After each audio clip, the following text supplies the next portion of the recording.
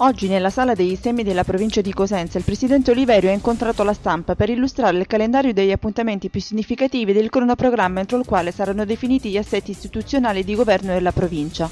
Dato degno di nota la riconferma del vicepresidente della provincia Domenico Bevacqua in nome di una fiducia rafforzata all'insegna della continuità.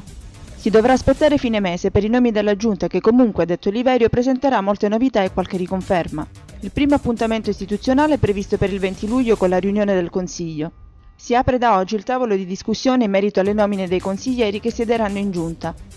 Confronto che il Presidente terrà con le forze sociali, con gli amministratori locali, con le istituzioni culturali e con i partiti ed i movimenti che hanno sostenuto la campagna elettorale. Mario Oliverio afferma: incontri come questi ce ne saranno molti perché attraverso i confronti con le forze economiche ed istituzionali della provincia si farà un'attività programmatica stabile in nome della cooperazione.